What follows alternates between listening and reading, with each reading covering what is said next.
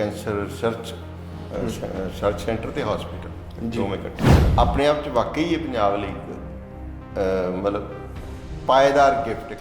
भगवंत मान ने as CM grace दिखाई, रिस्पोंसिबिलिटी दिखाई जिहड़ी कि चरणजीत सिंह चन्नी ने नहीं दिखाई सी। उत्थे तक नहीं सीमित रहे, वो ओवरबोर्ड गए।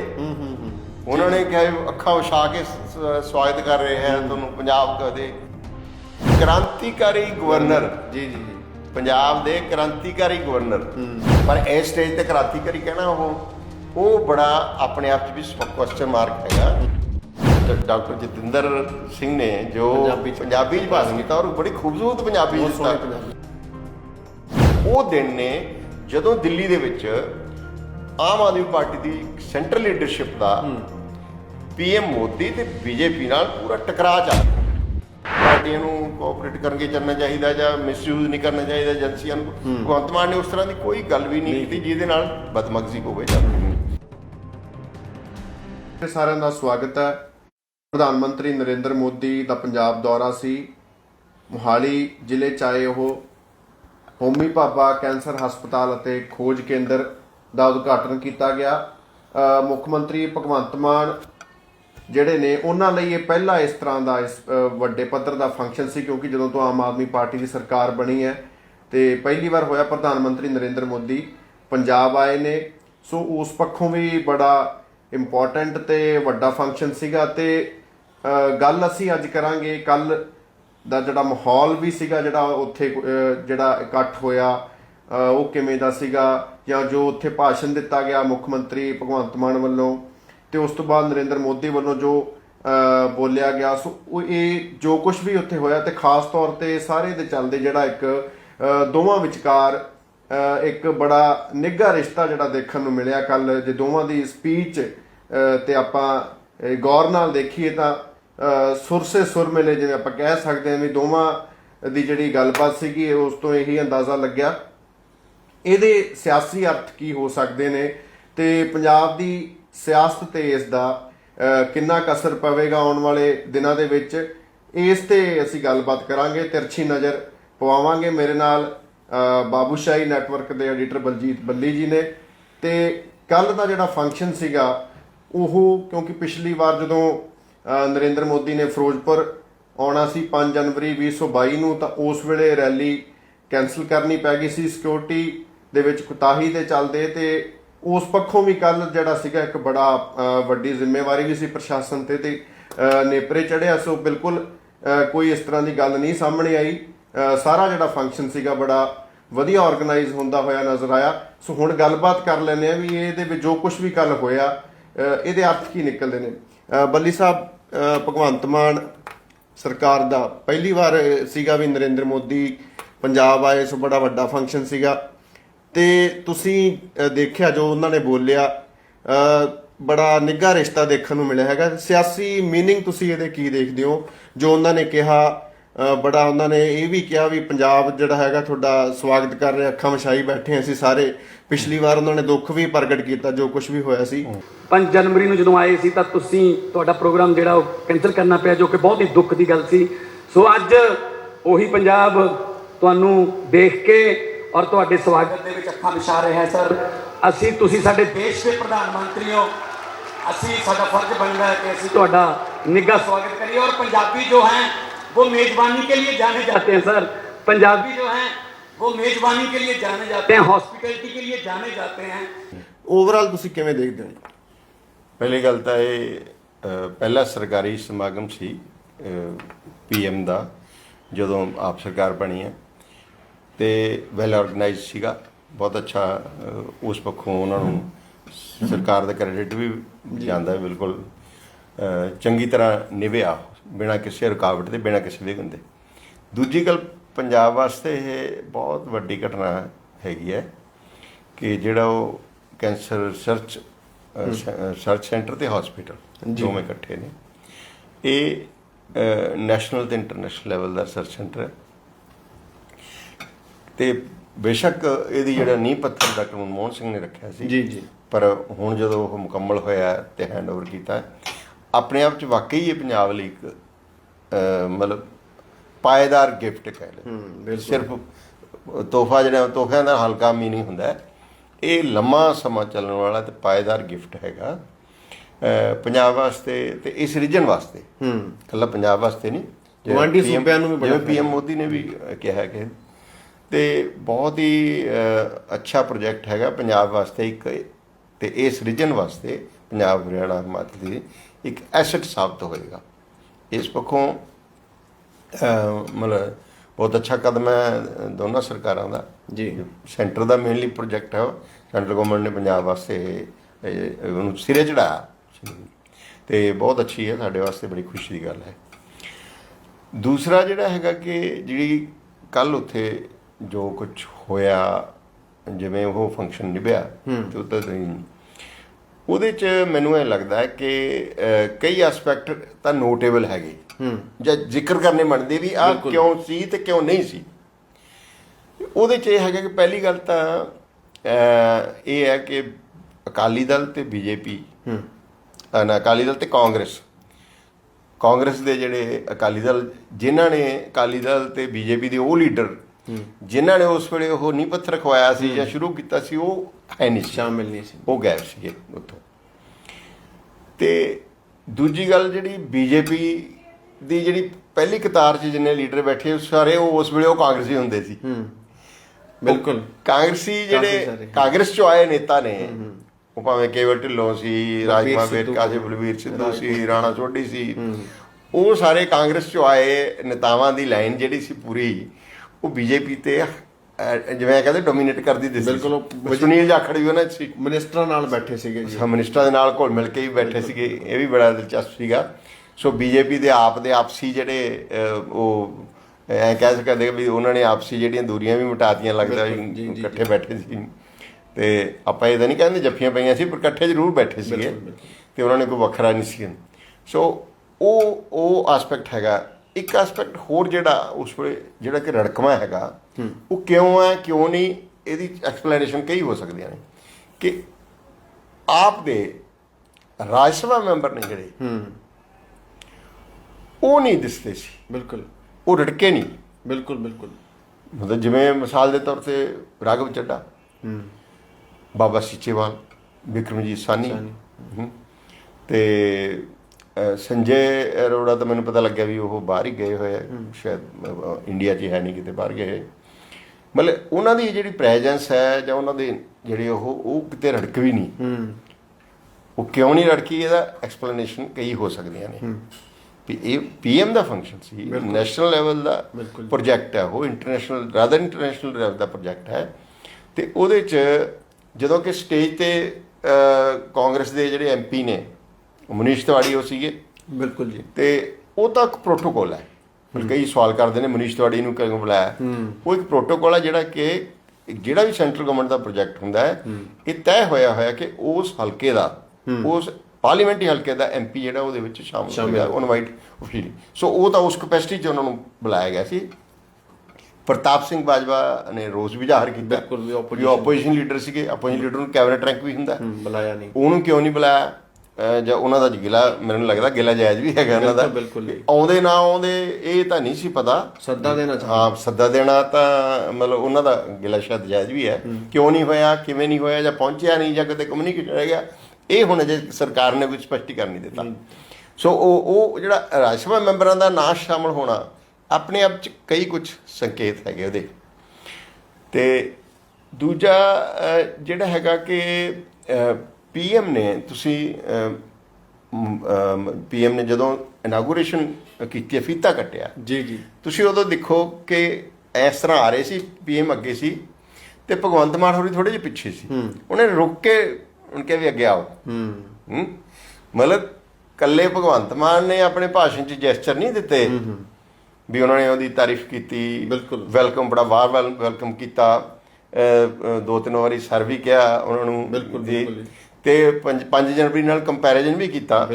ਬਲਕਿ PM ਨੇ ਵੀ ਮੈਂ ਬਿਲਕੁਲ ਨੋਟ ਕੀਤਾ ਉਦੋਂ ਜਦੋਂ ਉਹਨਾਂ ਨੇ ਕਿਹਾ ਵੀ ਅੱਗੇ ਆਓ। ਮਤਲਬ ਭਗਵੰਤ ਮਾਨ ਨੂੰ ਉਹਨਾਂ ਨੇ ਨਾਲ ਖੜਾਇਆ, ਬਿਲਕੁਲ ਦੀ ਇੰਪੋਰਟੈਂਸ ਦਿੱਤੀ। ਕੋਈ ਗਵਰਨਰ ਸੀ, ਜਤਿੰਦਰ ਸਿੰਘ ਸੀ ਤੇ ਭਗਵੰਤ ਮਾਨ ਸੀ, ਹੋਰ ਤਾਂ ਮਤਲਬ ਆਹੀ ਸੀਗੇ। ਤੇ ਉਹ ਵੀ ਨੋਟੇਬਲ ਸੀਗਾ, ਜਿਹੜਾ ਡਾਕਟਰ ਜਤਿੰਦਰ ਸਿੰਘ ਨੇ ਜੋ ਪੰਜਾਬੀ 'ਚ ਭਾਸ਼ਣ ਕੀਤਾ, ਔਰ ਬੜੀ ਖੂਬਸੂਰਤ ਪੰਜਾਬੀ ਜੀ ਜੀ, ਔਰ ਬੜੇ ਲੋਕਾਂ ਨੂੰ, ਮੈਨੂੰ ਤਾਂ ਆਪ ਨਹੀਂ ਸੀ ਪਤਾ ਵੀ ਉਹ ਵੈਸੇ ਜੰਮੂ ਨੂੰ ਬਿਲੋਂਗ ਕਰਦੇ ਨੇ ਉਹ, ਹਾਂ, ਤੇ ਉਹ ਐਡੀ ਸੋਹਣੀ ਪੰਜਾਬੀ ਬੋਲਦੇ ਨੇ, ਕਦੇ ਸੁਣੇ ਨਹੀਂ ਨਾ, ਤੇ ਉਹ ਬਹੁਤ ਅੱਛਾ ਲੱਗਿਆ। ਉਹਨਾਂ ਨੇ ਮਤਲਬ ਲੋਕਾਂ ਨੂੰ ਪ੍ਰਭਾਵਿਤ ਵੀ ਕੀਤਾ, ਤੇ ਇੱਥੋਂ ਇਹ ਵੀ ਲੱਗਿਆ ਕਿ ਉਹ ਜਿਹੜੀ ਆਪਣੀ ਮਾਤ ਭਾਸ਼ਾ ਜਿਹੜੀ ਲੱਗਦਾ ਉਹਨਾਂ ਦੀ ਪੰਜਾਬੀ ਲੱਗਦੀ ਹੈ, ਨਹੀਂ ਤਾਂ ਇੰਨੀ ਅੱਛੀ ਪੰਜਾਬੀ ਨਹੀਂ ਬੋਲ ਸਕਦੇ। ਬਿਲਕੁਲ ਬਿਲਕੁਲ। ਸੋ ਉਹ ਉਹਨਾਂ ਦਾ ਜੈਸਚਰ ਬਹੁਤ ਅੱਛਾ ਸੀਗਾ, ਬੜੀ ਅੱਛੀ ਉਹਨੂੰ ਪ੍ਰੇਜ਼ ਕਰਨੀ ਬਣਦੀ ਹੈ। ਤੇ ਫਿਰ ਵੀ ਉਹ ਜਿਹੜਾ ਮਾਹੌਲ ਸੀ ਉੱਥੇ, ਚਲੋ ਜਿਹੜੇ ਨਾਅਰੇ ਲੱਗੇ ਉਹ ਅਲੱਗ ਗੱਲ ਸੀ, ਬਿਲਕੁਲ। ਪਰ ਕੁਐਸਚਨ ਇਹ ਹੈ ਕਿ ਭਗਵੰਤ ਮਾਨ ਨੇ ਜਿਸ ਤਰ੍ਹਾਂ ਜਿਹੜਾ ਇਹ ਜਦੋਂ ਫੰਕਸ਼ਨ ਹੋਇਆ ਇਸ ਦੌਰਾਨ 'ਚ, ਜਾਂ ਇਹ ਮੌਕਾ ਮੇਲ ਉਹ ਹੈ ਉਹ ਦਿਨ ਨੇ ਜਦੋਂ ਦਿੱਲੀ ਦੇ ਵਿੱਚ ਆਮ ਆਦਮੀ ਪਾਰਟੀ ਦੀ ਸੈਂਟਰਲ ਲੀਡਰਸ਼ਿਪ ਦਾ PM ਮੋਦੀ ਤੇ BJP ਨਾਲ ਪੂਰਾ ਟਕਰਾਅ ਚੱਲ ਰਿਹਾ, ਕਲੈਸ਼ ਚੱਲ ਰਿਹਾ ਜੀ, ਔਰ ਬਿਟਰਨੈਸ ਹੋਈ ਹੈ। ਉਹਨਾਂ ਨੇ ਕਿਹਾ ਵੀ ਸਾਡੀ ਸਰਕਾਰ ਤੋੜਨ ਨੂੰ ਫਿਰਦੇ ਆ। ਬਿਲਕੁਲ ਬਿਲਕੁਲ ਜੀ। ED ਤੇ CBI ਦੇ ਕੇਸ ਛਾਪੇ ਪੈ ਰਹੇ ਆ, CBI ਦੇ ਕੇਸ ਬਣਾ ਰਹੇ ਜਾਂ ਫੜੇ ਜਾ ਰਹੇ ਆ, ਅਰੈਸਟਾਂ ਦੀਆਂ ਕੋਸ਼ਿਸ਼ਾਂ ਹੋ ਰਹੀਆਂ, ਹੈਲਥ ਮਿਨਿਸਟਰ ਅਰੈਸਟ ਵੀ ਕੀਤਾ ਹੋਇਆ ਹੈ। ਤੇ ਉਸ ਵੇਲੇ ਜਦੋਂ ਕਿ ਪੂਰੀ ਕਲੈਸ਼ ਚੱਲ ਰਿਹਾ, ਟਕਰਾਅ ਚੱਲ ਰਿਹਾ ਸੈਂਟਰਲ ਲੀਡਰਸ਼ਿਪ ਦਾ, ਉਸ ਮੌਕੇ ਫੰਕਸ਼ਨ ਹੋਣਾ, ਤੇ ਇਸ ਫੰਕਸ਼ਨ 'ਚ ਭਗਵੰਤ ਮਾਨ ਹੋਰਾਂ ਦਾ ਪ੍ਰਧਾਨ ਮੰਤਰੀ ਤੇ ਭਾਰਤ ਸਰਕਾਰ ਦੇ ਨਾਲ ਮਿਲ ਕੇ ਚੱਲਣ ਦਾ ਇੰਡੀਕੇਸ਼ਨ, ਜੈਸਚਰ, ਬਿਲਕੁਲ। ਤੇ ਨਾਲੇ ਉਹਨਾਂ ਦਾ ਲਹਿਜ਼ਾ ਸੀ ਜਿਹੜਾ PM ਵੱਲ, ਉਹ ਕਾਰਡੀਅਲ ਲਹਿਜ਼ਾ ਜਿਹੜਾ, ਉਹ ਉਸ ਮੌਕੇ ਇਹਦੀ ਆਪਣੇ ਆਪ 'ਚ ਕੰਟਰਾਡਿਕਸ਼ਨ ਲੱਗਦੀ ਹੈ। ਬਿਲਕੁਲ, ਇੱਕ ਪਾਸੇ ਉਹ ਕੰਟਰਾਡਿਕਟਰੀ, ਹਾਂ, ਇੱਕ ਪਾਸੇ ਉਹ ਹੈ, ਇੱਕ ਪਾਸੇ ਹੈ। ਤਾਂ ਅੱਛਾ, ਉਹ ਉਸ ਤਰ੍ਹਾਂ ਦੀ ਕੋਈ ਜੈਸਚਰ ਜਾਂ ਕੋਈ ਇਸ ਤਰ੍ਹਾਂ ਦਾ ਕੋਈ ਇੰਡੀਕੇਸ਼ਨ ਵੀ ਨਹੀਂ ਦਿੱਤੀ ਵੀ ਆਪ ਪਾਰਟੀਆਂ ਨੂੰ ਕੋਆਪਰੇਟ ਕਰਕੇ ਚੱਲਣਾ ਚਾਹੀਦਾ ਜਾਂ ਮਿਸਯੂਜ਼ ਨਹੀਂ ਕਰਨਾ ਚਾਹੀਦਾ ਏਜੰਸੀਆਂ ਨੂੰ। ਭਗਵੰਤ ਮਾਨ ਨੇ ਉਸ ਤਰ੍ਹਾਂ ਦੀ ਕੋਈ ਗੱਲ ਵੀ ਨਹੀਂ ਕੀਤੀ ਜਿਹਦੇ ਨਾਲ ਬਦਮਗਜ਼ੀ ਹੋਵੇ ਜਾਂ ਕੋਈ ਨਹੀਂ। ਇੱਕ ਪਾਸੇ ਤਾਂ ਇਹ ਹੋਏਗਾ ਕਿ ਭਗਵੰਤ ਮਾਨ ਨੇ ਐਜ਼ CM ਗ੍ਰੇਸ ਦਿਖਾਈ, ਰਿਸਪੌਂਸਿਬਿਲਿਟੀ ਦਿਖਾਈ, ਜਿਹੜੀ ਕਿ ਚਰਨਜੀਤ ਸਿੰਘ ਚੰਨੀ ਨੇ ਨਹੀਂ ਦਿਖਾਈ ਸੀ। ਪਾਰਟੀਬਾਜ਼ੀ ਤੋਂ ਉੱਪਰ ਉੱਠ ਕੇ, ਪਾਰਟੀਬਾਜ਼ੀ ਤੋਂ ਐਜ਼ CM ਨੂੰ ਜੋ ਕਰਨਾ ਚਾਹੀਦਾ ਹੈ। ਬਿਲਕੁਲ। ਦੇਖੋ, ਪ੍ਰਾਈਮ ਮਿਨਿਸਟਰ ਜਦੋਂ ਆਉਂਦਾ ਹੈ ਤੇ ਕੋਈ ਵੀ ਚੀਫ ਮਿਨਿਸਟਰ ਉਹਨੂੰ ਡਿਊ ਪ੍ਰੋਟੋਕੋਲ ਜਿਹੜਾ ਦੇਣਾ ਬਣਦਾ ਹੈ। ਬਿਲਕੁਲ। ਔਰ ਉਹਦਾ ਆਦਰ ਮਾਣ ਵੀ ਉਸੇ ਤਰ੍ਹਾਂ ਹੀ ਕਰਨਾ ਬਣਦਾ ਹੈ। ਔਰ ਜਿਹੜਾ ਕਿ ਜਿਸ ਗੱਲ 'ਚ ਚਰਨਜੀਤ ਸਿੰਘ ਚੰਨੀ ਹੋਰੀ ਮਾਰ ਖਾ ਗਏ ਸੀ, ਬਿਲਕੁਲ ਬਿਲਕੁਲ, ਪਹਿਲਾਂ ਵੀ ਸਿਕਿਉਰਿਟੀ ਦੇ ਮਾਮਲੇ 'ਚ ਜਾਂ ਪਹਿਲਾਂ ਅਰੇਂਜਮੈਂਟ ਦੇ, ਤੇ ਉਸ ਤੋਂ ਬਾਅਦ ਜਦੋਂ ਕੁਝ ਹੋਏ ਉਦੋਂ ਵੀ ਜੋ ਰਿਐਕਸ਼ਨ ਸੀ ਚਰਨਜੀਤ ਚੰਨੀ ਦਾ, ਉਹ ਬੜਾ ਮਤਲਬ ਕੋਈ ਜ਼ਿੰਮੇਵਾਰਾਨਾ ਰਿਐਕਸ਼ਨ ਨਹੀਂ ਸੀਗਾ। ਉਹਨਾਂ ਨੇ ਤਾਂ ਇਹ ਵੀ ਕਹਿਤਾ ਸੀ, ਮੈਨੂੰ ਮੇਰੇ ਸਾਥੀ ਨੂੰ ਕਰੋਨਾ ਹੋਇਆ ਸੀ ਤਾਂ ਕਰਕੇ ਮੈਂ ਨਹੀਂ, ਉਹ ਤਾਂ ਮਤਲਬ ਉਹਨਾਂ ਦਾ ਜਿਹੜਾ ਰਿਐਕਸ਼ਨ ਸੀ ਜਾਂ ਬਿਹੇਵੀਅਰ ਸੀ, ਉਹ ਇੱਕ ਗ੍ਰੇਸਫੁਲ ਔਰ ਰਿਸਪੌਂਸਿਬਲ CM ਵਾਲਾ ਨਹੀਂ ਸੀਗਾ। ਆਪਾਂ ਉਦੋਂ ਵੀ ਕਿਹਾ ਸੀ। ਇਸ ਪੱਖੋਂ ਭਗਵੰਤ ਮਾਨ ਜਿਹੜਾ ਜੇ ਉਸ ਤਰ੍ਹਾਂ ਦੇਖੀਏ ਪ੍ਰੋਟੋਕੋਲ ਪੱਖੋਂ ਇੱਕ ਗ੍ਰੇਸਫੁਲ ਤੇ ਰਿਸਪੌਂਸਿਬਲ ਕਿ PM ਦੇ ਨਾਲ ਜਿਸ ਤਰ੍ਹਾਂ ਦਾ ਰਿਲੇਸ਼ਨ ਹੋਣਾ ਚਾਹੀਦਾ CM ਦਾ, ਭਾਵੇਂ ਕਿਸੇ ਪਾਰਟੀ ਦਾ ਹੋਵੇ, ਬਿਲਕੁਲ ਉਹਨਾਂ ਨੇ ਉਸੇ ਤਰ੍ਹਾਂ ਦਾ ਰਿਲੇਸ਼ਨ ਰੱਖਿਆ। ਇਹ ਉਹਨਾਂ ਦੀ ਇੱਕ ਪੱਖ ਹੈਗਾ ਕਿ ਉਸ ਨੂੰ ਉਹਦੀ ਪ੍ਰੇਜ਼ ਵੀ ਕੀਤੀ ਜਾਏਗੀ ਇਸ ਪੱਖੋਂ ਕਿ ਉਹਨਾਂ ਨੇ ਕੰਪੈਰੀਜ਼ਨ ਦਿਖਾਇਆ ਆਪਣਾ ਕਿ ਮੈਂ ਇੱਕ ਜ਼ਿੰਮੇਵਾਰ CM ਹਾਂ, PM ਜਦੋਂ ਆਉਂਦਾ ਤਾਂ ਉਹਦਾ ਪ੍ਰੋਟੋਕੋਲ ਰੱਖਣਾ ਮੇਰੀ ਜ਼ਿੰਮੇਵਾਰੀ ਹੈ, ਤੇ ਉਹਨਾਂ ਨੇ ਉਸ ਤਰ੍ਹਾਂ ਰੱਖਿਆ ਵੀ। ਇਹ ਬਿਲਕੁਲ ਇੱਥੋਂ ਤੱਕ ਜਾਇਜ਼ ਹੈ ਗੱਲ। ਪਰ ਦੂਜੇ ਪਾਸੇ ਕੋਈ ਇਸ ਨੂੰ ਕੋਈ ਆਪੋਜੀਸ਼ਨ ਵਾਲੇ ਜਾਂ ਹੋਰ ਈਵਨ ਆਮ ਆਦਮੀ ਪਾਰਟੀ ਦੇ ਵਿੱਚ ਵੀ ਕੋਈ ਸੈਕਸ਼ਨ ਇਹੋ ਜਿਹਾ ਹੋ ਸਕਦਾ ਹੈ ਵੀ ਜਿਹੜਾ ਇਹ ਕ੍ਰਿਟੀਕਲ ਵੀ ਹੋ ਸਕਦਾ ਇਸ ਨੂੰ ਇਤਰਾਜ਼ ਹੋਵੇ ਵੀ ਭਗਵੰਤ ਮਾਨ ਨੇ ਉਹ ਗ੍ਰੇਸ ਰੱਖੀ ਜ਼ਿੰਮੇਵਾਰੀ ਵੀ ਉੱਥੇ ਤੱਕ ਨਹੀਂ ਸੀਮਤ ਰਹੇ, ਉਹ ਓਵਰਬੋਰਡ ਗਏ। ਉਹਨਾਂ ਨੇ ਕਿਹਾ ਅੱਖਾਂ ਵਿਛਾ ਕੇ ਸਵਾਗਤ ਕਰ ਰਹੇ ਹੈ ਤੁਹਾਨੂੰ ਪੰਜਾਬ ਦੇ ਉਹਦੇ ਮੁਕਾਬਲੇ, ਤੇ ਉਹਨਾਂ ਨੂੰ ਬਾਰ-ਬਾਰ ਉਹ ਕੀਤੀ ਤੇ ਉਹਨਾਂ ਨੇ ਇਹ ਵੀ ਤਾਰੀਫ ਕੀਤੀ ਵੀ ਮੈਨੂੰ ਪਤਾ ਵੀ ਪ੍ਰਧਾਨ ਮੰਤਰੀ ਪੰਜਾਬ ਨੂੰ ਕੁਝ ਦੇਣਾ ਹੋਵੇ ਕਦੇ ਵੀ ਆਪਣੇ ਹੱਥ ਪਿੱਛੇ ਨੂੰ ਨਹੀਂ ਖਿੱਚਦੇ। ਹਾਂ, ਪਰ ਹਾਲਾਂਕਿ ਚਲੋ ਉਹ ਅਲੱਗ ਗੱਲ ਕਰਾਂਗੇ ਵੀ ਕੋਈ ਦਿੱਤਾ ਨਹੀਂ ਦਿੱਤਾ, ਉਹ ਅਲੱਗ ਗੱਲ ਹੈ।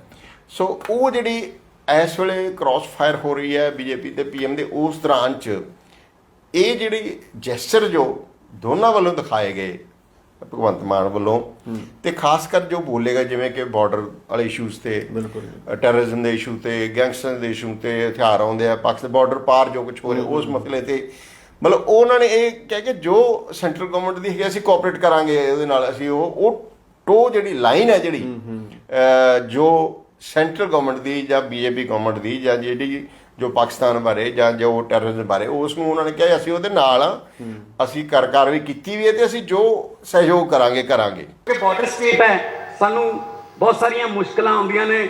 ਹਰ ਰੋਜ਼ ਦੁਸ਼ਮਣ ਜਿਹੜਾ ਹੈ ਉਹ ਕੋਈ ਨਾ ਕੋਈ ਹਰਕਤ ਕਰਦਾ ਰਹਿੰਦਾ ਹੈ, ਕਦੇ ਡਰੋਨ ਰਾਹੀਂ, ਕਦੇ ਕਿਸੇ ਹੋਰ ਤਰੀਕੇ ਨਾਲ। ਪਰ ਅਸੀਂ BSF ਨਾਲ, ਸੈਂਟਰ ਨਾਲ ਮਿਲ ਕੇ ਚੱਲ ਰਹੇ ਹਾਂ। ਅਸੀਂ ਪੰਜਾਬ ਦੀ ਜਿਹੜੀ ਏਕਤਾ ਤੇ ਅਖੰਡਤਾ ਹੈ ਉਹ ਟੁੱਟਣ ਨਹੀਂ ਦੇਣੀ, ਕਿਉਂਕਿ ਬਹੁਤ ਦੁਸ਼ਮਣਾਂ ਦੀਆਂ ਅੱਖਾਂ ਨੇ ਪੰਜਾਬ ਤੇ, ਬੁਰੀਆਂ ਨਜ਼ਰਾਂ ਨੇ, ਪਰ ਸਾਡੀ ਵੀ ਬਾਜ਼ ਅੱਖ ਹੈ। ਅਸੀਂ ਵੀ ਉਹਨਾਂ ਨੂੰ ਹਰ ਰੋਜ਼ ਅਸੀਂ ਟਰੈਪ ਕਰਦੇ ਰਹਿੰਦੇ ਹਾਂ, ਭਾਵੇਂ ਉਹ ਗੈਂਗਸਟਰ ਹੋਣ, ਭਾਵੇਂ ਉਹ ਡਰੋਨ ਰਾਹੀਂ ਕੋਈ ਉਹਨਾਂ ਨੇ ਕੋਈ ਸਮੱਗਰੀ ਭੇਜੀ ਹੋਵੇ। ਸਾਡੀ ਪੁਲਿਸ ਜਿਹੜੀ ਹੈ, ਅਮਨ ਕਾਨੂੰਨ ਦੀ ਸਥਿਤੀ ਜਿਹੜੀ ਹੈ ਉਹ ਪਹਿਲਾਂ ਬੜੀਆਂ ਸਰਕਾਰਾਂ ਕਰਕੇ ਕੁਝ ਖਰਾਬ ਹੋਈ ਸੀਗੀ, ਉਹ ਅਸੀਂ ਕੰਟਰੋਲ 'ਚ ਕਰ ਲਈ ਹੈ। ਤੇ ਫਿਰ ਉਹਨਾਂ ਨੇ ਤੁਹਾਡੇ ਮਤਲਬ ਤੁਸੀਂ ਧਿਆਨ ਨਾਲ ਦੇਖੋ ਵੀ ਜਦੋਂ ਉਹਨੇ ਇੰਟਰੋਡਕਸ਼ਨ ਦਿੱਤੀ ਤੇ ਅੱਗੇ ਕਿਹਾ ਕ੍ਰਾਂਤੀਕਾਰੀ ਗਵਰਨਰ। ਜੀ ਜੀ ਜੀ, ਪੰਜਾਬ ਦੇ ਕ੍ਰਾਂਤੀਕਾਰੀ ਗਵਰਨਰ। ਸਾਡੇ ਪੰਜਾਬ ਦੇ ਕ੍ਰਾਂਤੀਕਾਰੀ ਗਵਰਨਰ ਬਨਵਾਰੀ ਲਾਲ ਪ੍ਰੋਹਿਤ ਜੀ ਰਾਜਪਾਲ ਸਾਹਿਬ। ਇਸ ਤੋਂ ਇਲਾਵਾ ਆਨੰਦਪੁਰ ਸਾਹਿਬ ਤੋਂ, ਇਸ ਹਲਕੇ ਤੋਂ ਮੈਂਬਰ ਆਫ ਪਾਰਲੀਮੈਂਟ ਲੋਕ ਸਭਾ ਮਨੀਸ਼ ਤਿਵਾੜੀ ਜੀ। ਉਹ ਹੁਣ ਕ੍ਰਾਂਤੀਕਾਰੀ ਉਹਨਾਂ ਦਾ ਕੀ ਮੀਨਿੰਗ ਸੀ? ਬਿਲਕੁਲ, ਕਿਉਂਕਿ ਗਵਰਨਰ ਜਿਹੜੇ ਹੈਗੇ ਨੇ ਉਹ ਬੀਜੇਪੀ ਦੇ ਨੁਮਾਇੰਦੇ ਨੇ, ਬੀਜੇਪੀ ਦੇ ਬਹੁਤ ਪੁਰਾਣੇ ਉਹ ਨੇ। ਬਿਲਕੁਲ ਜੀ। ਤੇ ਬੀਜੇਪੀ ਦੇ ਸਰਕਾਰ ਦੇ ਨੁਮਾਇੰਦੇ ਨੇ ਉਹ ਕ੍ਰਾਂਤੀਕਾਰੀ ਕਹਿਣ ਦਾ ਕੀ ਮਤਲਬ ਸੀ? ਉਹ ਠੀਕ ਹੈ, ਉਹ ਮਤਲਬ ਉਹਨਾਂ ਦਾ ਜਿਹੜਾ ਪਿਛੋਕੜ ਹੈ ਉਹ ਹੋ ਸਕਦਾ ਉਹਦੇ ਵਿੱਚ ਕੋਈ ਇਸ ਤਰ੍ਹਾਂ ਦੀ ਹੋਵੇ ਜੋ ਉਹ ਪੇਪਰ ਉੱਪਰ ਵੀ ਕੱਢਦੇ ਰਹੇ ਨੇ ਆਪ ਉਹ, ਤੇ ਲਿਟਰੇਰੀ ਟੇਸਟ ਵਾਲੇ ਵੀ ਹੈਗੇ ਉਹ। ਪਰ ਇਸ ਸਟੇਜ ਤੇ ਕ੍ਰਾਂਤੀਕਾਰੀ ਕਹਿਣਾ ਉਹ ਬੜਾ ਆਪਣੇ ਆਪ 'ਚ ਵੀ ਕੁਐਸਚਨ ਮਾਰਕ ਹੈਗਾ ਕਿ ਉਹਨਾਂ ਦਾ ਕਿਹੜਾ ਐਸਪੈਕਟ ਨੂੰ ਉਹਨਾਂ ਨੇ ਐਡਰੈਸ ਕੀਤਾ। ਸੋ ਇਸ ਮਸਲੇ ਤੇ ਵੀ ਕੋਈ ਕਿੰਤੂ ਕਰ ਸਕਦਾ ਵੀ ਤੁਸੀਂ ਬੀਜੇਪੀ ਦੇ ਇੱਕ ਸੀਨੀਅਰ ਲੀਡਰ ਨੂੰ ਇਸ ਤਰ੍ਹਾਂ ਕ੍ਰਾਂਤੀਕਾਰੀ ਕਹਿ ਰਹੇ ਹੋ। ਬਿਲਕੁਲ। ਤੇ ਇਹ ਵੀ ਹੈਗਾ। ਸੋ ਇਹ ਲੱਗਦਾ ਹੈ ਕਿ ਜੋ ਕੁਝ ਹੋਇਆ ਉਸ ਨੂੰ ਕੋਈ ਵੀ ਇੰਟਰਪ੍ਰੈਟ ਇਹ ਕਰ ਸਕਦਾ ਹੈ ਪੋਲੀਟੀਕਲ ਅਬਜ਼ਰਵਰ ਕਿ ਜੋ ਲਾਈਨ ਬੀਜੇਪੀ ਦੀ ਆਮ ਆਦਮੀ ਪਾਰਟੀ ਦੀ ਸੈਂਟਰਲ ਲੀਡਰਸ਼ਿਪ ਜੋ ਲਾਈਨ ਅਡਾਪਟ ਕਰੀ ਹੋਈ ਹੈ ਇਸ ਵੇਲੇ, ਜਾਂ ਜਿਸ ਲਾਈਨ ਤੇ ਉਹ ਚੱਲ ਰਹੀ ਹੈ, ਕੇਜਰੀਵਾਲ ਜਿਹੜੇ ਉਹ PM ਮੋਦੀ ਦੇ ਮੁਕਾਬਲੇ ਆਪਣੇ ਆਪ ਨੂੰ ਨੈਸ਼ਨਲ ਨੇਤਾ ਪ੍ਰੋਜੈਕਟ ਕਰਨ ਦੀ ਕੋਸ਼ਿਸ਼ 'ਚ ਨੇ ਹੋਰ ਸਟੇਟਾਂ 'ਚ, ਉਹ ਆਪਣੇ ਪੈਰ ਪਸਾਰ ਰਹੀ ਹੈ ਆਪ। ਤੇ ਕੀ ਜਿਹੜਾ ਭਗਵੰਤ ਮਾਨ ਹੋਰ ਦਾ ਕੱਲ੍ਹ ਦਾ ਜਿਹੜਾ ਪੋਸਚਰ ਸੀ, ਐਟੀਟਿਊਡ ਸੀ ਉਹਨਾਂ ਦਾ, ਕੀ ਉਸ ਲਾਈਨ ਨਾਲੋਂ ਡੇਵੀਏਸ਼ਨ ਨਹੀਂ ਹੈਗੀ? ਇਹ ਸਵਾਲ ਤਾਂ ਉੱਠਣੇ ਆ ਕਿ ਉਹਦੇ ਨਾਲ ਡੇਵੀਏਸ਼ਨ ਨਹੀਂ ਹੈਗੀ। ਹਾਂ, ਇਹ ਗੱਲ ਹੈਗੀ ਹੈ ਕਿ ਦੇਖੋ ਪੰਜਾਬ ਦਾ ਜਿਹੋ ਜਿਹੀ ਸੰਕਟ ਭਰੀ ਹਾਲਤ ਹੈ, ਇਕਨੋਮਿਕ ਫਾਈਨੈਂਸ਼ੀਅਲ ਵੀ ਤੇ ਬਾਰਡਰ ਸਟੇਟ ਹੋਣ ਕਰਕੇ, ਉਹਦੇ 'ਚ ਕੋਈ ਵੀ ਸਰਕਾਰ ਜਿਹੜੀ ਹੈ ਉਹ ਸੈਂਟਰਲ ਗਵਰਨਮੈਂਟ ਦੇ ਨਾਲ ਜੇ ਕੋਆਪਰੇਟ ਨਹੀਂ ਕਰਦੀ, ਨਾ ਉਹਦੇ ਨਾਲ ਮਿਲ ਕੇ ਨਹੀਂ ਚੱਲਦੀ, ਤੇ ਸੈਂਟਰਲ ਗਵਰਨਮੈਂਟ ਦੇ ਨਾਲ ਇੰਟਰੈਕਸ਼ਨ ਲਗਾਤਾਰ ਨਹੀਂ ਕਰਦੀ, ਉਹ ਭਾਵੇਂ ਸਿਕਿਉਰਿਟੀ ਏਜੰਸੀਆਂ ਦੇ ਐਂਗਲ ਤੋਂ ਹੋਵੇ, ਭਾਵੇਂ ਉਹ ਜਿਹੜੀ ਐਡਮਿਨਿਸਟ੍ਰੇਸ਼ਨ ਦੇ ਐਂਗਲ ਤੋਂ, ਕਿਉਂਕਿ GST ਵੀ ਹੁਣ ਤਾਂ ਸੈਂਟਰਲ ਗਵਰਨਮੈਂਟ ਤੋਂ ਹੀ ਆਉਣਾ ਹੁੰਦਾ ਵਾ, ਉਹਨਾਂ ਚਿਰ ਉਹ ਸਟੇਟ ਦਾ ਕੰਮ ਨਹੀਂ ਚਲਾ ਸਕਦੀ। ਸੋ ਭਗਵੰਤ ਮਾਨ ਦੇ ਦਿਮਾਗ 'ਚ ਇਹ ਵੀ ਗੱਲ ਹੋਏਗੀ। ਬਿਲਕੁਲ। ਵੈਸੇ ਸ਼ੁਰੂ ਤੋਂ ਹੀ, ਪਹਿਲੇ ਦਿਨ ਤੋਂ ਹੀ, ਜਿਸ ਦਿਨ ਦਾ ਭਗਵੰਤ ਮਾਨ ਹੋਰੀ ਬਣੇ ਨੇ, ਉਹਨਾਂ ਨੇ PM ਮੋਦੀ ਬਾਰੇ ਜਾਂ ਸੈਂਟਰਲ ਗਵਰਨਮੈਂਟ ਬਾਰੇ ਕੋਈ ਵੀ ਇਹੋ ਜਿਹਾ ਐਟੀਟਿਊਡ ਜਾਂ ਇਹੋ ਜਿਹਾ ਕੋਈ ਮਤਲਬ, ਹਾਂ ਜਦੋਂ ਇਸ਼ੂ ਆਏ ਸੀਗੇ ਜਿਵੇਂ ਬਾਰਡਰ ਦਾ ਆਇਆ ਜਾਂ ਕਿਸਾਨੇ ਦੇ ਮਸਲਿਆਂ ਦਾ ਆਇਆ, ਉਹਨਾਂ ਨੇ ਸਟੈਂਡ ਲਏ ਪ੍ਰਿੰਸੀਪਲ, ਪਰ ਪਰਸਨਲ ਤੌਰ ਤੇ ਜਾਂ ਕੋਈ ਸੈਂਟਰਲ ਗਵਰਨਮੈਂਟ ਦੀ ਇਸ ਤਰ੍ਹਾਂ ਦਾ ਕੋਈ ਉਹਨਾਂ ਦਾ ਵਤੀਰਾ। ਮੈਂ ਇੱਕ TV ਸ਼ੋਅ ਦੇਖ ਰਿਹਾ ਸੀ, ਉਹ TV ਚੈਨਲ ਤੇ ਜਦੋਂ ਉਹਨੂੰ ਪੁੱਛਿਆ ਕਿ ਤੁਹਾਡਾ PM ਮੋਦੀ ਬਾਰੇ ਕੀ ਹੈ ਜਾਂ ਮੋਦੀ ਨਾਲ, ਹੁਣ ਕਹਿੰਦੇ ਅਸੀਂ ਬਹੁਤ ਅੱਛੇ, ਅਸੀਂ ਤਾਂ ਅਸੀਂ ਉਹਨਾਂ ਨਾਲ ਕੋਆਪਰੇਟ ਕਰ ਰਹੇ ਹਾਂ, ਸਾਡੇ ਨਾਲ ਕੋਆਪਰੇਟ ਕਰ ਰਹੇ ਹਾਂ। ਮਤਲਬ ਉਹਨਾਂ ਦਾ ਕੋਈ ਟਕਰਾਅ ਇਸ ਤਰ੍ਹਾਂ ਦਾ ਪਹਿਲਾਂ ਵੀ ਨਹੀਂ ਆਇਆ। ਜੀ। ਹਾਂ, ਹਾਲਾਂਕਿ ਬਥੇਰੇ ਮਸਲੇ ਲਟਕ ਰਹੇ ਨੇ, ਪੈਕੇਜ ਦੀ ਉਹ ਮੰਗ ਕਰ ਰਹੇ ਨੇ, ਉਹ ਕਈ ਕੁਝ ਮੰਗ ਕਰ ਰਹੇ ਨੇ ਪਰ ਨਹੀਂ ਮਿਲਿਆ ਅਜੇ ਤੱਕ ਕੁਝ, ਪਰ ਟਕਰਾਅ ਨਹੀਂ ਆਇਆ। ਸੋ ਇਹ ਵੀ ਉਹਨਾਂ ਦੀ ਥਿੰਕਿੰਗ ਹੋ ਸਕਦੀ ਹੈ ਇਸ ਗੱਲ 'ਚ ਜ਼ਿਆਦਾ ਔਲਾਰ, ਜਿਵੇਂ ਥੋੜ੍ਹਾ ਜਿਹਾ ਔਲਾਰ ਵੀ ਕਹਿ ਸਕਦੇ ਹੋਏ ਉਹਦੀ ਪ੍ਰੇਜ਼ ਕਰਨ 'ਚ, ਕਿ ਉਹ ਕਈਆਂ ਨੇ ਤਾਂ ਲਿਖ ਵੀ ਦਿੱਤਾ ਵੀ ਭਗਵੰਤ ਮਾਨ ਨੇ ਇੰਨੀ ਉਹਨਾਂ ਦੀ ਪ੍ਰਸ਼ੰਸਾ ਕੀਤੀ, ਇੰਨੀ ਖੁੱਲ੍ਹਦਿਲੀ ਦਿਖਾਈ ਤੇ ਇੰਨੀ ਮਤਲਬ ਆਦਰ ਭਾਵ ਦਿਖਾਇਆ ਕੀਤਾ ਸੁਣੀ, ਤੇ ਪਰ ਮੋਦੀ ਤੇ ਅਸਰ ਨਹੀਂ ਹੋਇਆ, ਕੋਈ ਉਹ ਕੁਛ ਅਨਾਊਂਸ ਨਹੀਂ ਕਰਕੇ। ਇਹ ਵੀ ਲਿਖਿਆ ਹੈ ਅਖਬਾਰਾਂ 'ਚ, ਟਿੱਪਣੀਆਂ ਵੀ ਛਪੀਆਂ ਨੇ। ਸੋ ਉਹ ਤਾਂ ਹੁਣ ਕੀ ਦੇਣਗੇ ਕੀ ਨਹੀਂ ਦੇਣਗੇ, ਪਰ ਸਿਆਸੀ ਤੌਰ ਤੇ ਇਸ ਵੇਲੇ ਜੋ ਕੋਈ ਇਹੋ ਜਿਹੀ ਇੰਡੀਕੇਸ਼ਨ ਬਿਲਕੁਲ ਨਹੀਂ ਉਹਨਾਂ ਨੇ ਦਿੱਤੀ ਕਿ ਜਿਹੜੀ ਸੈਂਟਰ ਪਾਰਟੀ ਦੀ ਲਾਈਨ ਹੈ ਮੈਂ ਉਹਦੇ ਨਾਲ ਵੀ ਖੜਾ ਜਾਂ ਉਹ ਵੀ ਹੈਗੀ ਹੈ, ਉਹ ਵੀ ਆਪਣੇ ਆਪ 'ਚ ਹੈਗੀ ਹੈ। ਜੀ ਜੀ। ਸੋ ਇਹ ਗੱਲ ਇਹਦਾ ਸਿਆਸੀ ਮੀਨਿੰਗ ਹੈਗੇ ਨੇ ਕਿ ਇਹ 'ਚੋਂ ਇਹ ਪਿਛਲੇ ਜਦੋਂ ਆਏ ਸੀ ਵੀ ਭਗਵੰਤ ਮਾਨ ਤੇ ਐਲੀਗੇਸ਼ਨ ਲੱਗਦਾ ਕਿ ਉਹ ਸੈਂਟਰ ਜਿਹੜੀ ਆਪ ਆ ਉਹਦਾ ਹੀ ਲਾਈਨ ਨੂੰ ਟੋਕ ਕਰ ਰਿਹਾ, ਜੋ ਕਹਿੰਦੇ ਨੇ ਉਹ ਹੀ ਕਰੀ ਜਾਂਦੇ। ਐਲੀਗੇਸ਼ਨ ਆਮ ਹੀ ਲੱਗਦੇ ਨੇ, ਦਖਲ ਬਹੁਤ ਜ਼ਿਆਦਾ ਹੈ। ਪਰ ਕੱਲ ਦਾ ਜਿਹੜਾ ਉਹਨਾਂ ਦਾ ਜੈਸਚਰ, ਕੱਲ ਦਾ ਪੋਸਟਰ ਜਿਹੜਾ ਉਹ ਉਸ ਗੱਲ ਨੂੰ ਕੰਟਰੈਕਟ ਕਰਦਾ ਬਿਲਕੁਲ। ਇਹਦਾ ਮਤਲਬ ਵੀ ਭਗਵੰਤ ਮਾਨ ਆਪਣੀ ਸਟੇਟ ਦੀ ਰਿਕੁਆਇਰਮੈਂਟ ਆ, ਜੋ ਆਪਣੀ ਜ਼ਿੰਮੇਵਾਰੀ ਹੈ, ਉਹਦੇ ਮੁਤਾਬਕ ਹੀ ਕੰਮ ਕਰ ਰਹੇ ਨੇ। ਬਿਲਕੁਲ ਬਿਲਕੁਲ। ਨਹੀਂ ਤਾਂ ਜੇ ਉਹਦਾ ਪਰਛਾਵਾਂ ਹੁੰਦਾ ਤਾਂ ਕੱਲ ਉਹਨਾਂ ਦਾ ਐਟੀਟਿਊਡ ਰੁੱਖਾ ਹੋਣਾ ਸੀ। ਜੇ ਚੁੱਪ ਜੋ ਜਾਂ ਪ੍ਰੇਜ਼ ਨਾ ਹੀ ਕਰਦੇ ਕਿ ਉਹਦਾ ਕਿਹੜਾ ਕੁਝ ਮੋਦੀ ਨੇ ਕਹਿ ਦੇਣਾ ਸੀ ਵੀ ਤੂੰ ਮੇਰੀ ਪ੍ਰੇਜ਼ ਨਹੀਂ ਕਰ ਰਿਹਾ ਜਾਂ ਨਹੀਂ ਕਰ ਰਿਹਾ, ਕੰਮ ਆ ਕੇ ਪੰਜਾਬ ਸਵਾਗਤ ਕਰ ਰਿਹਾ।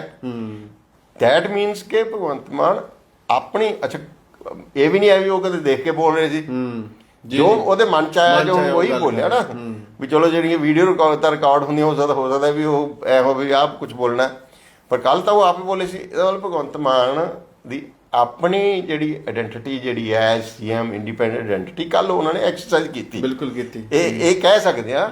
ਤੇ ਇਹਦਾ ਅਗਲੇ ਪੰਜਾਬ ਦੇ ਸਿਆਸੀ ਫਿਊਚਰ ਤੇ ਐਡਮਿਨਿਸਟ੍ਰੇਸ਼ਨ ਤੇ ਉਹ ਤੇ ਕੀ ਅਸਰ ਪੈਂਦਾ ਹੈ ਕਿ ਉਹ ਇਸ ਦੀ ਤਾਂ ਲਾਈਨ ਨੂੰ ਟੋਕ ਕਰਦੇ ਨੇ ਵੀ ਉਸ ਤਰ੍ਹਾਂ ਦੀ ਕੋਈ ਤੇ ਫਿਰ ਉਹ ਜਿਹੜੇ ਐਲੀਗੇਸ਼ਨ ਲੱਗਦੇ ਨੇ ਉਹਨਾਂ ਨੂੰ ਇੱਕ ਤਰ੍ਹਾਂ ਦਾ ਕਹਿ ਸਕਦਾ ਵੀ ਉਹਨੇ ਕੰਟੈਕਟ ਕੀਤਾ ਵੀ ਮੈਂ ਆਪਣੀ ਮਰਜ਼ੀ ਦੇ ਆਪਣੇ ਮੁਤਾਬਕ ਗੱਲ ਕਰਦਾ, ਕਿਸੇ ਦੀ ਦਿੱਲੀ ਵਾਲਿਆਂ ਦੀ ਉਹ ਨਹੀਂ ਹੈ ਵੀ ਜੋ ਉਹ ਲੜੀ ਜਾਂਦੇ ਆ। ਅਸੀਂ ਆਪਦੀ ਸਟੇਟ ਦੀ ਲੋੜ ਹੈ ਸਾਡੀ, ਜੋ ਅਸੀਂ ਛੱਡੀਏ। ਸੋ ਇਹ ਵੀ ਨੋਟੇਬਲ ਗੱਲ ਹੈਗੀ। ਇਹ ਵੀ ਉਹਨਾਂ ਨੂੰ ਇਹ ਕਹਿ ਲੈਂਦੇ ਭਗਵੰਤ ਮਾਨ ਦਾ ਜਵਾਬ ਹੈਗਾ ਵੀ ਮੈਂ ਤਾਂ ਆਪਣੀ ਮਰਜ਼ੀ ਮੁਤਾਬਕ ਕੰਮ ਕਰਦਾ। ਜਿੱਥੇ ਇਹ ਭਗਵੰਤ ਮਾਨ ਦੀ ਗੱਲ ਹੈ, ਭਗਵੰਤ ਸਰਕਾਰ ਹੀ ਹੁਣ ਵੱਜਦੀ ਹੈ, ਭਗਵੰਤ ਮਾਨ ਤੇ ਹੀ ਸਾਰਾ ਹਰ ਬੰਦਾ ਕਹਿੰਦਾ ਭਗਵੰਤ ਮਾਨ ਇਹ ਕਰ ਰਿਹਾ, ਭਗਵੰਤ ਫੋਕਸ ਉਨੀ ਵੱਡੀ ਜ਼ਿੰਮੇਵਾਰੀ ਵੀ ਆ ਜਾਂਦੀ ਹੈ ਭਗਵੰਤ ਮਾਨ ਦੀ ਕਿ ਜੇ ਕੁਝ ਨੈਗੇਟਿਵ ਹੋਊਗਾ ਉਹ ਵੀ ਭਗਵੰਤ ਮਾਨ ਦੇ ਲੱਗੇਗਾ, ਜੇ ਕੋਈ ਚੰਗੇ ਕੰਮ ਹੋਊ ਪੰਜਾਬ ਅੱਗੇ ਜਾਏਗਾ ਉਹ ਵੀ ਭਗਵੰਤ ਨੂੰ ਕ੍ਰੈਡਿਟ ਮਿਲੇਗਾ। ਸਿਰਫ ਤੋਂ ਉਹਨਾਂ ਦੀ ਇਹ ਵੀ ਹੈ ਜਦੋਂ ਆਇਡੈਂਟੀਟੀ ਇੰਡੀਪੈਂਡੈਂਟ ਤੁਸੀਂ ਸ਼ੋ ਕਰਤੀ ਆਪਦੀ ਜੇ ਕਰ ਰਹੇ ਹੋ ਤਾਂ ਫਿਰ ਨੈਗੇਟਿਵ ਪੋਜ਼ਿਟਿਵ ਤੁਹਾਨੂੰ ਹੀ ਲੱਗਣਾ ਹੈ। ਸੋ ਇਸ ਕਰਕੇ ਭਗਵੰਤ ਮਾਨ ਦੀ ਜ਼ਿੰਮੇਵਾਰੀ ਵੀ ਵੱਡੀ ਬਣ ਜਾਂਦੀ ਹੈ ਹੁਣ, ਜਾਂ ਉਹਦੇ ਮਤਲਬ ਇਹ ਕਹ ਲਓ ਕਿ ਉਸ ਵੇਲੇ ਫਿਰ ਉਹ ਕੇਜਰੀਵਾਲ ਤੇ ਨਹੀਂ ਗੱਲ ਆਏਗੀ ਕੋਈ। ਬਿਲਕੁਲ ਬਿਲਕੁਲ। ਹੁਣ ਤਾਂ ਵੀ ਕੇਜਰੀਵਾਲ ਕਰਾ ਰਿਹਾ ਜਾਂ ਆਪ ਕਰਾਈਏ, ਹੁਣ ਆਪ ਤੇ ਨਹੀਂ ਆਏਗੀ। ਭਗਵੰਤ ਮਾਨ ਦੇ ਭਗਵੰਤ ਮਾਨ ਨੇ ਐਂ ਕੀਤਾ। ਭਗਵੰਤ ਮਾਨ ਜੇ ਚੰਗਾ ਜੋ ਕੁਛ ਹੋਊਗਾ ਉਹ ਵੀ ਭਗਵੰਤ ਮਾਨ ਨੂੰ ਸਿਹਰਾ ਮਿਲੇਗਾ, ਕ੍ਰੈਡਿਟ ਮਿਲੇਗਾ। ਆਲੋਚਨਾ ਵੀ ਉਹਨਾਂ ਨੂੰ ਸਹਿਣੀ ਪਊਗੀ, ਆਲੋਚਨਾ ਵੀ ਉਹਨੂੰ ਸਹਿਣੀ ਪਏਗੀ। ਜੇ ਉਹ ਨੈਗੇਟਿਵ ਜਿਹੜੀ ਆ ਫੜੋ ਫੜਾਈ ਕਰ ਰਹੇ ਆ, ਉਹਦੇ ਤੇ ਕੋਈ ਕ੍ਰਿਟਿਸਿਜ਼ਮ ਹੋ ਰਿਹਾ ਤਾਂ ਉਹਦੇ ਵੀ, ਜੇ ਉਹ ਕੋਈ ਚੰਗੇ ਡਿਵੈਲਪਮੈਂਟਲ ਕੰਮ ਹੋ ਰਿਹਾ, ਜੇ ਕੱਲ ਚਲੋ ਇਹ ਕੱਲ ਆਪਣੇ ਆਪ 'ਚ ਇੱਕ ਅੱਛਾ ਹੋਇਆ ਸੀ। ਉਹਦੇ 'ਚ ਸਰਕਾਰ ਦਾ ਦੇਖੋ, ਸਰਕਾਰ ਦਾ ਭਾਵੇਂ ਸੈਂਟਰਲ ਗਵਰਨਮੈਂਟ ਦਾ ਪ੍ਰੋਜੈਕਟ ਹੈ ਪਰ ਸਰਕਾਰ ਨੇ ਉਹਦੇ 'ਚ ਜ਼ਮੀਨ ਦਿੱਤੀ ਹੈ, ਹਿੱਸਾ ਪਾਇਆ, ਉਹਦੇ 'ਚ ਅਰੇਂਜਮੈਂਟ ਕੀਤਾ, ਬਾਕੀ ਸਰਕਾਰ ਦਾ ਕੰਮ ਹੈਗਾ ਉਹਦੇ 'ਚ। ਤੇ ਸੋ ਉਹਨਾਂ ਦੇ ਕ੍ਰੈਡਿਟ ਮਿਲੇਗਾ ਉਹਨਾਂ ਨੂੰ, ਠੀਕ ਹੈ ਨਾ। ਸੋ ਇਹ ਹੈ, ਮੈਨੂੰ ਲੱਗਦਾ ਕਿ ਇਹਦਾ ਜਿਹੜੇ ਸਿਆਸੀ ਮੀਨਿੰਗ ਹੈ ਉਹ ਹੈਗਾ। ਤੇ ਸਵਾਲ ਅਜੇ ਵੀ ਉਹ ਖੜੇ ਹੈ ਵੀ ਰਾਜ ਸਭਾ ਮੈਂਬਰ ਕਿਉਂ ਨਹੀਂ ਆਏ, ਕੀ ਕੋਈ ਉਹਨਾਂ ਦੀ ਰੈਜ਼ਰਵੇਸ਼ਨ ਸੀ ਇਸ ਮਾਮਲੇ 'ਚ, ਫੰਕਸ਼ਨ ਦੇ ਮਾਮਲੇ 'ਚ, ਜਾਂ ਹੋਰ, ਜਾਂ ਸੈਂਟਰਲ ਲੀਡਰਸ਼ਿਪ ਨੇ ਕਿਉਂ ਫੈਸਲਾ ਕੀਤਾ, ਕਿਉਂ ਨਹੀਂ ਆਏ, ਕੋਈ ਇੰਡੀਵਿਜੂਅਲ ਕਾਰਨ ਸੀ ਜਾਂ ਕਲੈਕਟਿਵ ਕੀ ਫੈਸਲਾ ਸੀ, ਪਹਿਲਾਂ ਹੀ ਇਹ ਪਲਾਨ ਕੀਤਾ। ਇਹ ਵੀ ਸਵਾਲ ਹੈਗਾ। ਇਹ ਅੱਛਾ, ਇੱਕ ਬੱਲੀ ਸਾਹਿਬ ਜਿਹੜੇ ਫਾਈਨੈਂਸ਼ੀਅਲ ਪੈਕੇਜ ਜਿਵੇਂ ਤੁਸੀਂ ਵੀ ਜ਼ਿਕਰ ਕੀਤਾ, ਪਹਿਲਾਂ ਤੋਂ ਭਗਵੰਤ ਮਾਨ ਮੰਗ ਰਹੇ ਨੇ ਸਰਕਾਰ ਤੋਂ, ਤੇ ਕੱਲ ਬਹੁਤ ਲੋਕਾਂ ਨੂੰ ਵੀ ਉਮੀਦਾਂ ਸੀ ਕਿ ਸ਼ਾਇਦ ਕੁਝ ਐਕਸਟਰਾ ਵੀ ਅਨਾਉਂਸਮੈਂਟ ਕੁਝ ਕਰ ਜਾਣਗੇ ਪੰਜਾਬ ਲਈ, ਕੁਝ ਦੇ ਸਕਦੇ ਨੇ। ਕਾਂਗਰਸ ਵੱਲੋਂ ਵੀ ਰਾਣਾ ਗੁਰਜੀਤ ਸਿੰਘ ਨੇ ਵੀ ਲੈਟਰ ਲਿਖਿਆ, ਉਹਨਾਂ ਨੇ ਕਿਹਾ ਵੀ ਜਿਹੜੇ ਉਦੋਂ ਫਿਰੋਜ਼ਪੁਰ ਆਉਣ ਵੇਲੇ ਤੁਸੀਂ ਅਨਾਉਂਸਮੈਂਟਾਂ ਕਰਨੀਆਂ ਸੀ ਪਰ ਤੁਸੀਂ ਉਦੋਂ ਨਹੀਂ ਜਾ ਸਕੇ, ਰਹਿ ਗਈਆਂ, ਤੇ ਉਹ ਮੈਂ ਬੇਨਤੀ ਕਰਦਾ ਵੀ ਤੁਸੀਂ ਹੁਣ ਦੇ ਜਿਓ। ਉਹਨਾਂ ਨੇ ਆਪਣੇ ਏਰੀਆ ਦਾ ਕਿਹਾ ਵੀ ਉਧਰ ਸਾਡੇ ਦੁਆਬੇ ਦੇ ਵਿੱਚ ਕੋਈ ਨਾ ਕੋਈ ਮੈਡੀਕਲ ਕਾਲਜ ਅਨਾਉਂਸ ਕਰੋ। ਤੇ ਕੱਲ ਜਿਵੇਂ ਭਗਵੰਤ ਮਾਨ ਨੇ ਵੀ ਬੋਲਿਆ, ਉਹਦੇ ਵਿੱਚ ਇੱਥੋਂ ਤੱਕ ਵੀ ਕਿਹਾ ਵੀ ਮੈਂ ਮੁੱਦੇ ਬਹੁਤ ਸਾਰੇ ਨੇ, ਮੈਂ ਤੁਹਾਨੂੰ ਨੀਤੀ ਆਯੋਗ ਦੀ ਮੀਟਿੰਗ ਦੇ ਵਿੱਚ ਵੀ ਸਾਰੇ ਗਿਣਾਏ ਨੇ ਸਾਡੀਆਂ ਮੰਗਾਂ ਕੀ ਨੇ। ਪਰ ਉਸ ਤੋਂ ਬਾਅਦ ਵੀ ਇਹ ਚਲੋ ਕੈਂਸਰ ਹਸਪਤਾਲ ਦਾ ਤਾਂ ਪਤਾ ਹੀ ਸੀ, ਚਲੋ ਇਹ ਤਾਂ ਉਦਘਾਟਨ ਕਰਨ ਆਏ ਸੀ, ਹੋਰ ਕੁਝ ਅਨਾਉਂਸਮੈਂਟ ਨਹੀਂ ਕੀਤੀ ਗਈ। ਇਹਨੂੰ ਤੁਸੀਂ ਕਿਵੇਂ ਦੇਖਦੇ ਹੋ, ਜਾਂ ਲੱਗਦਾ ਵੀ ਆਉਣ ਵਾਲੇ ਸਮੇਂ ਦੇ ਵਿੱਚ ਕੁਝ ਹੋ ਸਕਦਾ ਹੈ, ਜਾਂ ਓਵਰਆਲ ਕੀ ਲੱਗਦਾ? ਦੇਖੋ ਇਸ ਤਰ੍ਹਾਂ ਕਿ ਪ੍ਰਧਾਨ ਮੰਤਰੀ ਮੋਦੀ ਦਾ ਜਿਹੜਾ ਭਾਸ਼ਣ ਸੀ ਬੜਾ ਕਲੀਅਰ ਔਰ ਬੜਾ ਸਪਸ਼ਟ, ਹੈਲਥ ਸੈਕਟਰ ਦੇ ਕੀ ਕਰ ਰਿਹਾ, 6 ਪੁਆਇੰਟ ਜਿਹੜੇ ਉਹਨਾਂ ਨੇ ਗਿਣੇ ਬੜੇ ਕਲੀਅਰ ਮਾਈਂਡ, ਮਤਲਬ ਉਹਨਾਂ ਦੇ ਬੜੇ ਸਾਫ਼ ਸੀ ਕਿ ਕੀ ਕਰਨਾ ਸੀ, ਕੀ ਲਾਈਨ, ਰੋਡ ਮੈਪ ਕੀ ਹੈ, government of India the health sector 'ਚ ਉਹਨਾਂ ਨੇ ਬੜਾ ਸਪਸ਼ਟ ਢੰਗ ਨਾਲ ਦੱਸਿਆ, ਜਿਹੜਾ ਕਿ ਬੜਾ ਮਤਲਬ ਦੇਖੋ, ਹਾਲਾਂਕਿ ਭਗਵੰਤ ਮਾਨ ਹੋਰਾਂ ਨੇ ਪੰਜਾਬ ਦੇ ਵਿੱਚ ਉਹ ਜ਼ਿਕਰ ਕੀਤਾ ਆਮ ਆਦਮੀ ਕਲੀਨਿਕ ਦਾ ਬਣਾ ਰਹੇ ਆ, ਪਰ ਜਿਸ ਤਰ੍ਹਾਂ ਸੈਂਟਰਲ ਗਵਰਨਮੈਂਟ ਦਾ ਰੋਡ ਮੈਪ ਉਹਨਾਂ ਨੇ ਦੱਸਿਆ, ਫਿਗਰਸ ਵੀ ਦਿੱਤੀਆਂ PM ਮੋਦੀ ਨੇ, ਉਹ ਬੜਾ ਸਪਸ਼ਟ ਔਰ ਬੜਾ ਇੰਪ੍ਰੈਸਿਵ ਸੀਗਾ, ਹੈ ਨਾ। ਉਹਦੇ 'ਚ ਪੰਜਾਬ ਵੀ ਹੈਗਾ ਬਿਲਕੁਲ। ਮਤਲਬ ਜੇ ਉਹ ਨਵੇਂ ਮੈਡੀਕਲ ਕਾਲਜ ਖੋਲ ਰਹੇ ਨੇ ਜਾਂ ਨਵੇਂ ਉਹ ਡਿਸਟ੍ਰਿਕਟ ਪੱਧਰ ਤੇ ਉਹ ਹਸਪਤਾਲਾਂ ਦੀ ਸਕੀਮ ਹੈਗੀ, ਉਹਦੇ 'ਚ ਪੰਜਾਬ ਵੀ ਹੈਗਾ। ਮਤਲਬ ਪੰਜਾਬ ਬਾਹਰ ਨਹੀਂ ਹੈਗਾ ਉਹਦੇ 'ਚ, ਪੰਜਾਬ 'ਚ ਵੀ ਹੈ। ਜੇ ਮੈਡੀਕਲ ਕਾਲਜ ਖੁੱਲ ਰਹੇ, ਮੈਡੀਕਲ ਕਾਲਜ ਅਪਰੂਵ ਮਿਲਦੀ ਸੈਂਟਰਲ ਗਵਰਨਮੈਂਟ ਤੋਂ ਵੀ ਮਿਲਦੀ ਆ ਇੱਕ ਤਰ੍ਹਾਂ, ਤਾਂ ਉਹ ਪੰਜਾਬ 'ਚ ਵੀ ਹੈਗੇ। ਸੋ ਇੱਕ ਤਾਂ ਇਹ ਹੈਗਾ ਕਿ ਪੰਜਾਬ ਦੇ ਉਹਦੇ ਵਿੱਚ ਪੰਜਾਬ ਵੀ ਹੈਗਾ।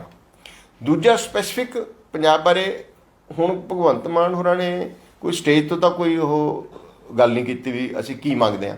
ਉਹਨਾਂ ਨੇ ਨੀਤੀ ਆਯੋਗ ਦੀ ਉਹ ਗੱਲ ਕੀਤੀ, ਉਦੋਂ ਪੈਕੇਜ ਵੀ ਉਦੋਂ ਉਹਦੇ 'ਚ ਗਏ ਸੀ, ਉਹ ਬੋਲੇ ਸੀਗੇ।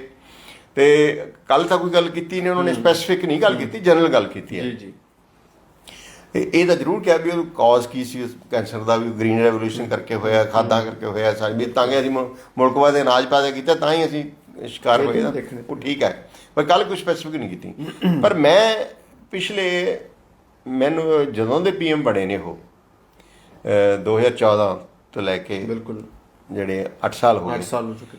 ਮੈਨੂੰ ਤਾਂ ਯਾਦ ਨਹੀਂ ਵੀ ਜਦੋਂ ਉਹ PM ਇੱਥੇ ਆਏ ਹੋਣ ਤੇ ਕੋਈ ਬਹੁਤ ਵੱਡੀ ਅਨਾਉਂਸਮੈਂਟ ਕਰਕੇ ਗਏ ਹੋਣ। ਉਹਨਾਂ ਦਾ ਇਹ ਮਤਲਬ ਸਟਾਈਲ ਨਹੀਂ ਹੈ। ਠੀਕ ਹੈ।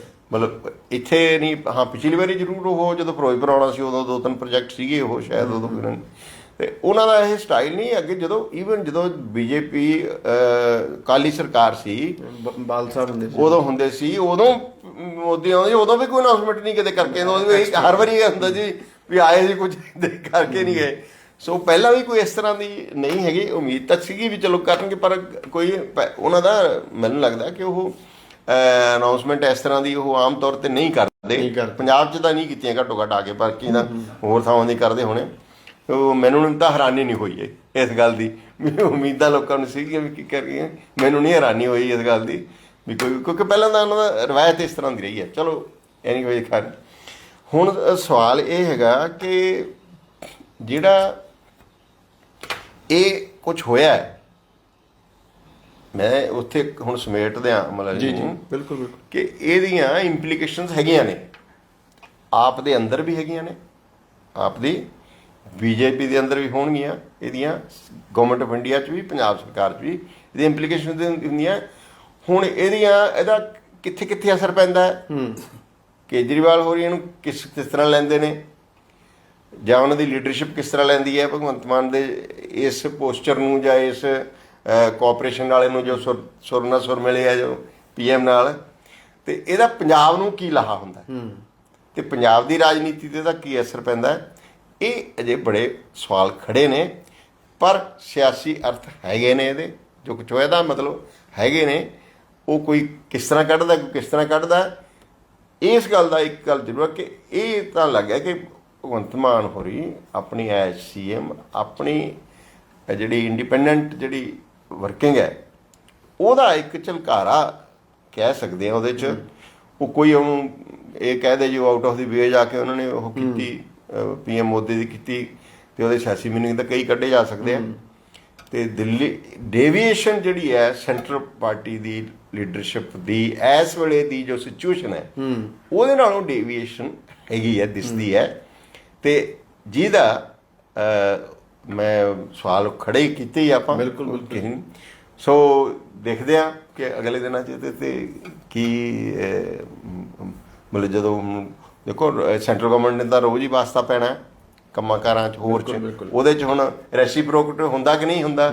ਜੇ ਭਗਵੰਤ ਮਾਨ ਨੇ ਇੰਨੀ ਗ੍ਰੇਸ ਦਿਖਾਈ, ਇੰਨੀ ਖੁੱਲ੍ਹੀ, ਤੇ ਹੁਣ PM ਵੱਲੋਂ ਜਾਂ ਸੈਂਟਰਲ ਗਵਰਨਮੈਂਟ ਵੱਲੋਂ ਪੰਜਾਬ ਦੇ ਜਿਹੜੇ ਮਸਲੇ ਨੇ, ਪੰਜਾਬ ਦੀਆਂ ਇਸ਼ੂਜ਼ ਨੇ, ਪੰਜਾਬ ਨੂੰ ਮਦਦ ਦੇਣੀ ਹੈ, ਪੰਜਾਬ ਦੇ ਰਿਆਇਤ ਦੇਣੀ ਹੈ, ਪੰਜਾਬ ਨੂੰ ਇਕਨੋਮਿਕ ਪੈਕੇਜ ਦੇਣਾ, ਜਾਂ ਵੀ ਉਹ 'ਚ ਉਹਦਾ ਰਿਜ਼ਲਟ ਮੁਆਵਜ਼ੇ ਦੇਣੇ ਆ, ਹੋਰ ਕਈ ਵੀ ਉਹਦਾ ਰੈਸੀਪ੍ਰੋਕਲ ਕੋਈ ਉਹਦਾ ਰਿਸਪੌਂਸ ਹੁੰਦਾ ਕਿ ਨਹੀਂ ਹੁੰਦਾ, ਇਹ ਵੀ ਦੇਖਾਂਗੇ ਜੀ। ਬਹੁਤ ਬਹੁਤ ਸ਼ੁਕਰੀਆ ਜੀ ਗੱਲਬਾਤ ਕਰਨ ਲਈ। ਸੋ ਅਸੀਂ ਗੱਲ ਕਰ ਰਹੇ ਸੀ ਜਿਸ ਤਰੀਕੇ ਨਾਲ ਕੱਲ੍ਹ ਇਹ ਦੌਰਾ ਸੀ ਪ੍ਰਧਾਨ ਮੰਤਰੀ ਨਰਿੰਦਰ ਮੋਦੀ ਦਾ, ਤੇ ਇੱਕ ਜਿਹੜਾ ਨਿੱਘਾ ਰਿਸ਼ਤਾ ਦੇਖਣ ਨੂੰ ਮਿਲਿਆ ਮੁੱਖ ਮੰਤਰੀ ਭਗਵੰਤ ਮਾਨ ਦਾ ਪ੍ਰਧਾਨ ਮੰਤਰੀ ਨਰਿੰਦਰ ਮੋਦੀ ਦੇ ਨਾਲ। ਸੋ ਇਹ ਸਾਰੀਆਂ ਚੀਜ਼ਾਂ ਦੇ ਚੱਲਦੇ ਬਹੁਤ ਸਾਰੇ ਸਵਾਲ ਜਿਹੜੇ ਨੇ ਉਹ ਖੜੇ ਹੋਏ ਨੇ ਤੇ ਸਿਆਸੀ ਅਰਥੇ ਦੇ ਬਹੁਤ ਸਾਰੇ ਨਿਕਲਦੇ ਨੇ, ਜਿਹਦਾ ਜਿਹੜਾ ਹੈਗਾ ਕੀ ਇਹਦਾ ਅਸਰ ਪੈਂਦਾ ਹੈ ਪੰਜਾਬ ਦੀ ਸਿਆਸਤ ਤੇ, ਇਹ ਆਉਣ ਵਾਲਾ ਸਮਾਂ ਦੱਸੇਗਾ। ਚੰਡੀਗੜ੍ਹ ਤੋਂ ਕੈਮਰਾਮੈਨ ਆਕਾਸ਼ਦੀਪ ਦੇ ਨਾਲ ਹਰਸ਼ਬਾਬ ਸਿੰਘ ਸਿੱਧੂ, ਬਾਬੂ ਸ਼ਾਹੀ ਟਾਈਮਸ।